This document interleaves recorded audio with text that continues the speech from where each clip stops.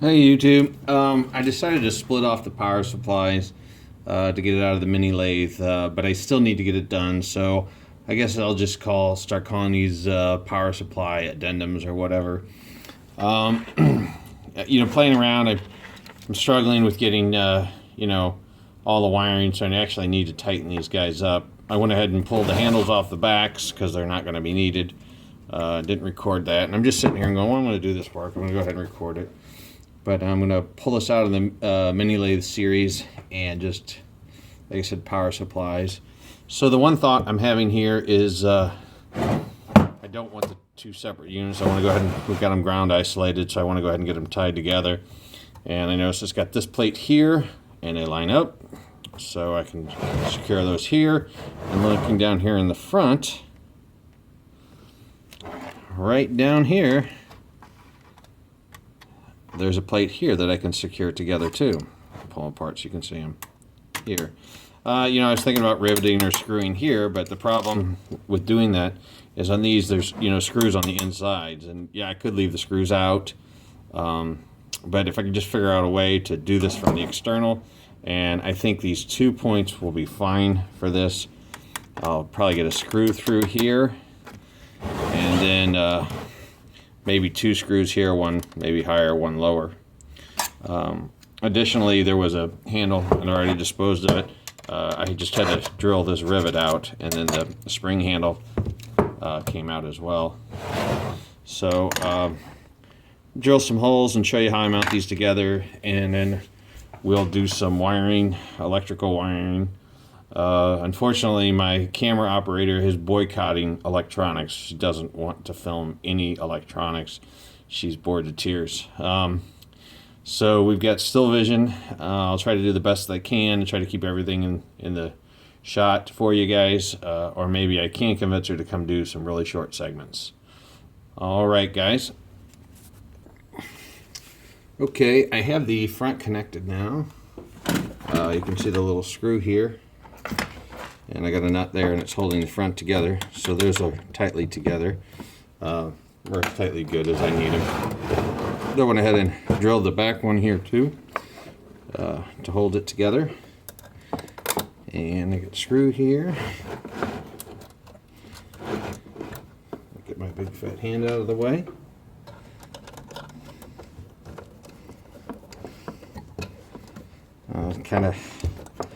This is mechanical. This isn't electronics, right? Yeah, I should be able to film this. Oh, I got an email from Dad today. I asked him if he had any projects. I'm supposed to be delivering some equipment to his place, a furnace. And I got some odds and ends. I'm going to bring him the lead smelter. So I'm bringing him the lead smelter. And I got some other odds and ends. He asked for a compressor back, and when I sent him the email, I said, "Hey, Dad, is there any projects that you want to show? This is something we could feature on the YouTube channel." And he goes, "Yeah." So he's planning on some projects, so we'll be able to see the kind of stuff Dad works on. I'm pretty excited about being able to go over there and seeing Dad and doing some filming. Like I said, he's got some pretty amazing stuff over there that you just don't see anywhere. And, if we make it a regular part going seeing Dad, hopefully we'll see more and more. He deals with high voltage and all kinds of weird things. So, anyway, look forward to that in the upcoming, probably this weekend or next week, road trip to go visit Dad and bring him some gifts and do some filming. And he's got some gifts for me too, not as much. I think he's got a transformer for me. So we're going to do some exchanging and some filming. And so I'm pretty excited about that. Okay, so we've got the power supplies. I mean, as good together as I need them to be. Whatever. They don't rattle. But when I move them, one will be good. So what I'll do now is I'm planning on putting the fuse in permanently in between these two, and then getting some terminal lugs or some wires, and I picked up a switch at the local store here This is a dual pull, dual throw. Again, I just wanted to get it today. Those of you guys who have watched the series knows that these cannot be tied together. The logic to turn on the power supplies. And then the other thing I'm going to look at doing here is, since I've got two AC line ends, and they draw up to 9 amps if you're drawing 12 volt 62. I will never even probably hit 20 on these guys. So what I'm going to do is sacrifice a Euro plug, cut it off, and go 2-to-1. I actually have a server 2-to-1, but the cable's just a monster and it's unwieldy. And I'd like to get the Euro plugs pretty close to here, and then split them off into a pigtail, just so I've got one power cord. So those are the steps I'm going to be working on next. I will get the pieces together and I'll be right back with you. Alright, I went downstairs and I got my Euro plugs, and I was just cleaning up my workbench, and I ran across something, and we'll just have a little segment. It's what is this electronic part? And I'll go ahead and show it to you. It's like wrapped in plastic lucite. It's a round disc. There's no numbers on it. It's got 2 wires that come out, and then on this side it has some etchings in gold. And just to give you a little hint, these are used in outdoor lighting a lot. So if somebody knows what this is, leave it in the comments. If we get some discussion and we get a bunch of people asking what and they don't know, I'll go ahead and let you all know. All right, back to the Euro plugs. I got 2 that look similar here. And as again, I want them short at the power supply side. Okay, so we'll cut them down about here, the same length. And then I'll use one of these. And it's still a little long for me. I mean, I know people like long cords, but sometimes they're just a mess because they fall behind the workbench and so forth. So we'll cut that down to maybe 2.5 feet. All right, so here's the 3 ends, and these are actually white, black, and green. So I'm using American style coloring. Someone sent a link out to the color code because I think there was a green, blue, and brown, and I didn't know it. So that's in one of my videos. All right, so we're going to strip these back. I have some heat shrink here, heat shrink, and these crimp connectors for the wire. So I'll strip these back and then come back and crimp them for you. Alright, so something I've determined here is even with the larger heat shrink tubing, I won't be able to get 3 of these bullet connectors in here. It gets pretty tight around 2. And I could just wrap it with electrical tape. I kind of like the heat shrink. So what I'm going to do here is I pull these back a little bit, and I'm going to cut the commons really close. So they'll be like here. And then I'm going to leave the black and the whites longer. And then I'll do the reverse on the other side, and this will give me enough length so I can get this over the whole thing. If that's not clear, you'll see it here in just a moment. Okay. Got these, just this wire tie to hold these together while I'm crimping them. Let's see here.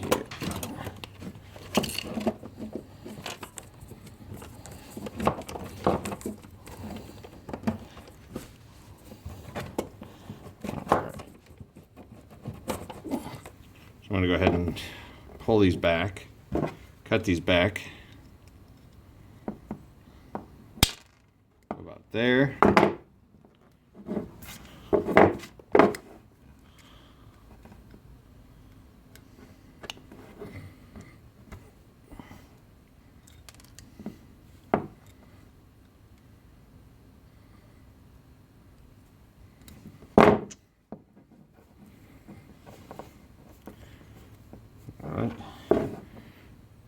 again, I'm putting these in where,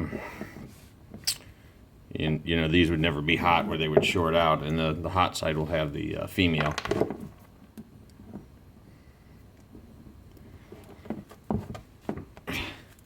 And then crimping them good. All right. And then on these, I will leave these long.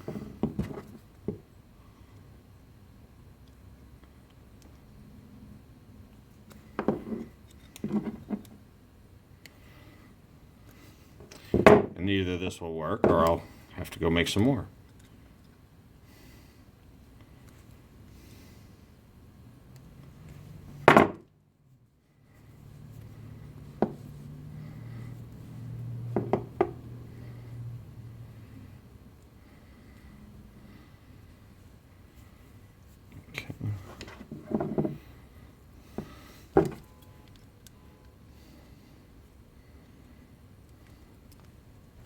All right.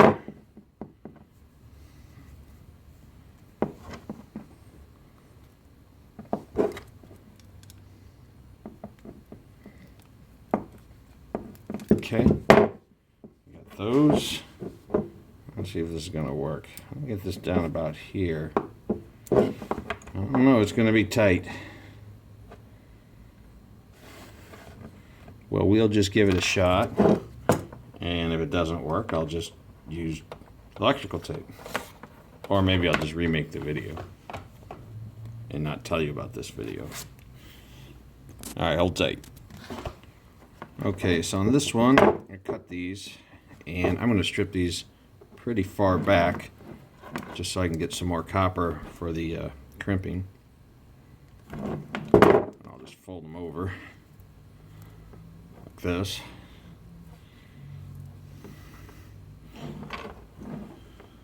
And then put it on here.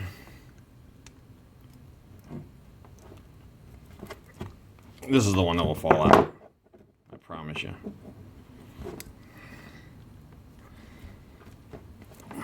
If it's not that one, then it will be this one. One of them will fall out. They always do. I get ready to demo it, and then the wires fall out.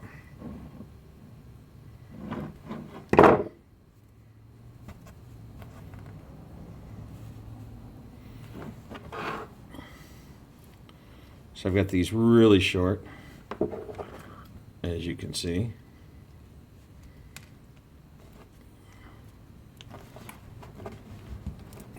All right.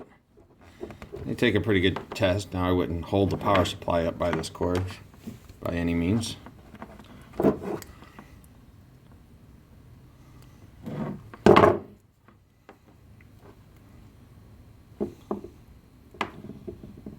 You guys can see around my big fat hands. Okay.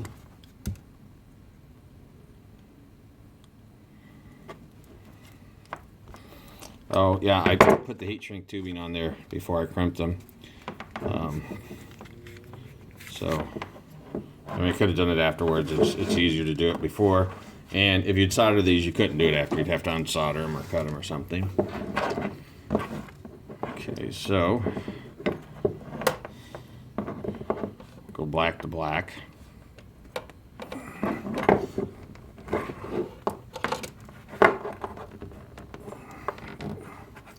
White to white. Yeah, this is typically when they fall loose right here when you're doing this. If you don't crimp them right, good. Okay. And then our ground lug. Get that here.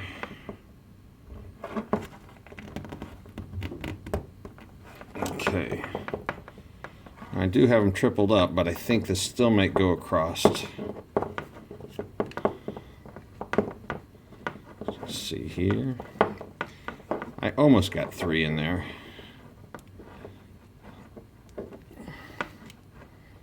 It's gonna make it tough on me.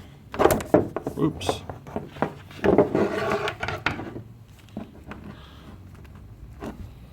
Maybe if I heated it up, I could stretch it, huh?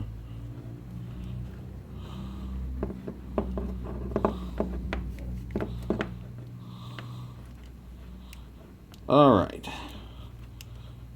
And after 5 minutes he's stretching. Okay, I'm gonna pause this. And I was able to get it on without stripping it. And then, let's see here. I did this once with a propane torch. See, that's too small. The torch is too big. I need something in between. I don't have anything handy, so.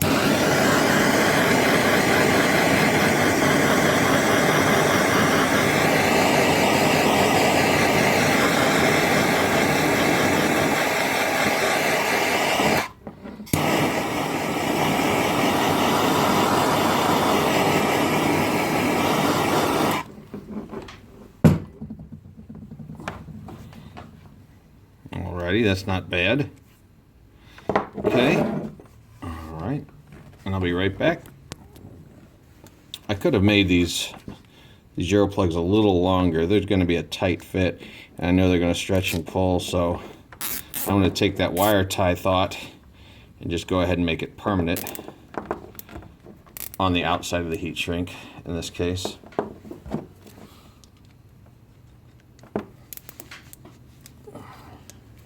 And the big ones all have the rings on them, so I'll just cut that off.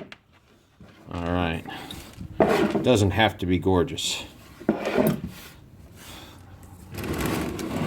Alright. Now, will it even work? Here we go.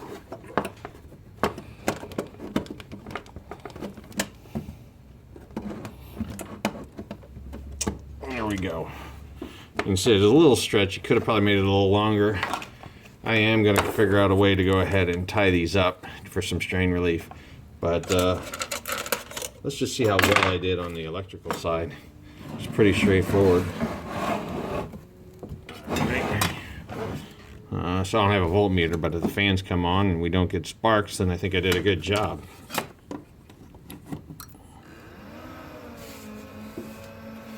As you can see, both fans are spinning there. Good.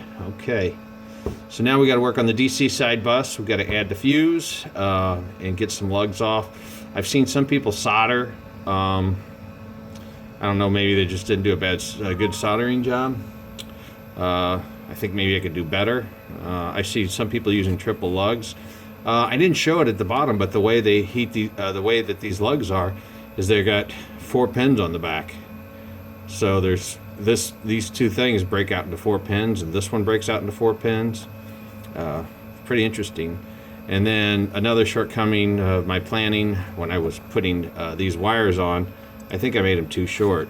So I'm gonna have to do a lot of work, a lot of unnecessary work extending those wires. I'm not taking the power supplies apart again to extend them from the board level. I'll just have to extend them at this point here. And the last thing is figuring out a place to mount the switch, the dual pole, dual throw switch. Leave the power connected in all the time and just throw the switch to get the power supplies to come on and come off. So we will be back in just a minute. Okay, as you can see, I took them back apart. I just wasn't going to be happy with these wires. They were just going to go look all messy. So I did take the covers off. If you are doing this specific power supply, I'll just give you one little hint that will help you. You know, engineering is a real bear, figuring it out. But these handles are just, there's black handles here. Find them here in the trash can. These are used to, they go in these pins here, and they lock the power supply in the server. And then there's an orange clip. The one I think I'd mentioned that I'm here dumpster diving. There's an orange clip here that I drilled a rivet out, so I took all that off.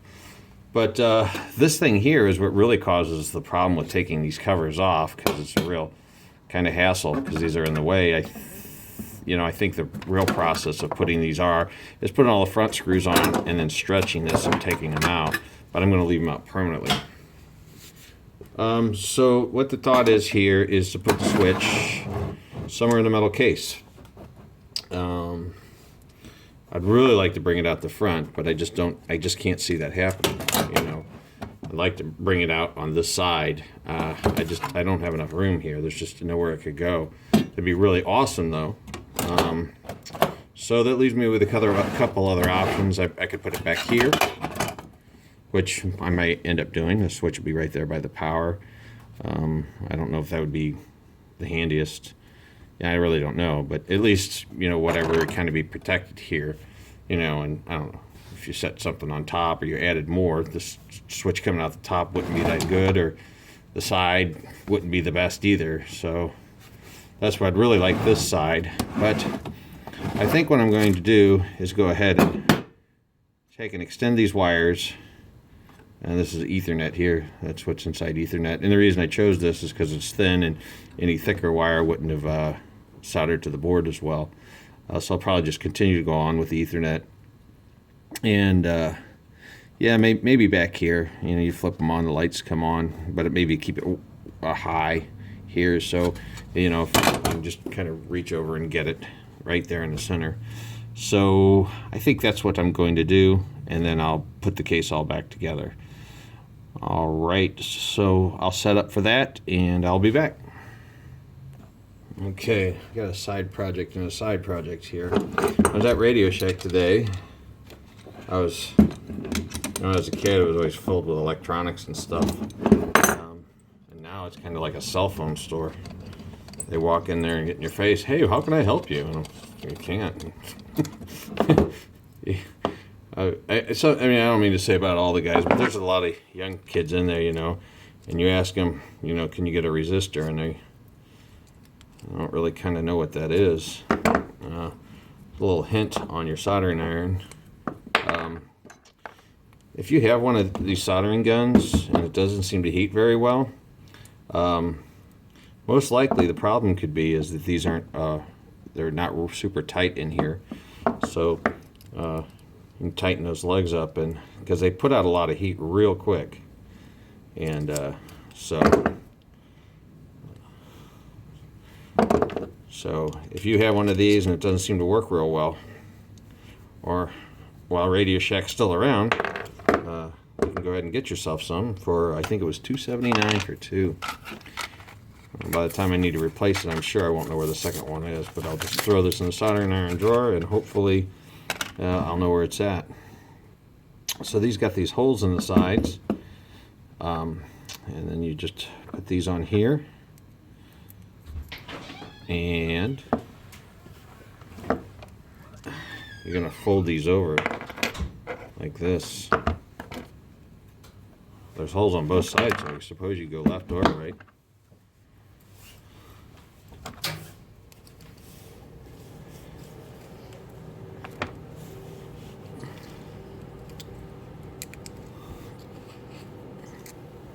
My camera operator just came in and I know what she's thinking.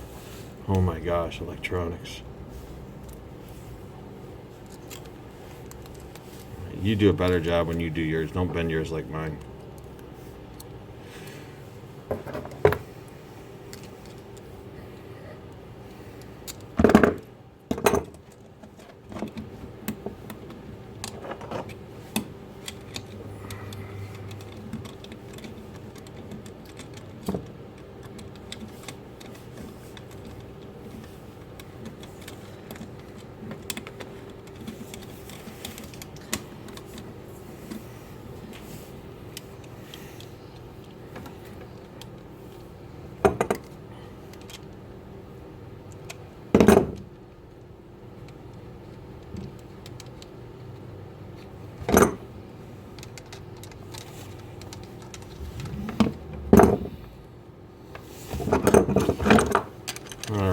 Well, you generally get the idea here. You tighten these up. I'm going to tin the tip. Just put it in some flux and get some solder on it. And I'll be back. Okay, I got my wires prepared. I did find a alignment hole here for this wire to come through. But I'm going to go ahead and solder these wires together. And if you look, you can also see that I've got some heat shrink to go around these.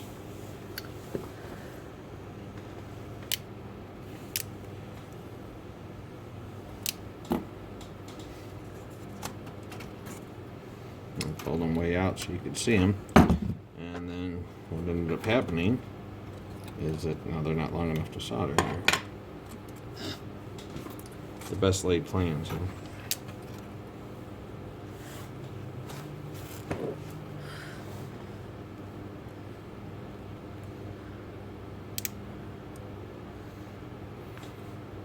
Okay, it's a good connection there.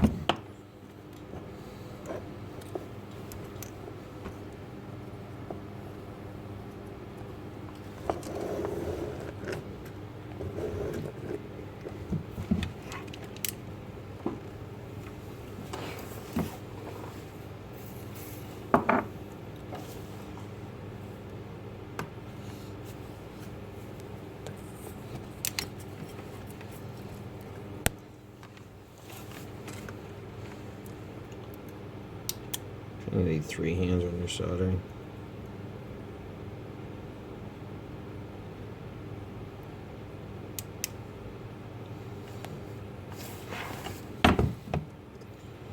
Another good connection. All right.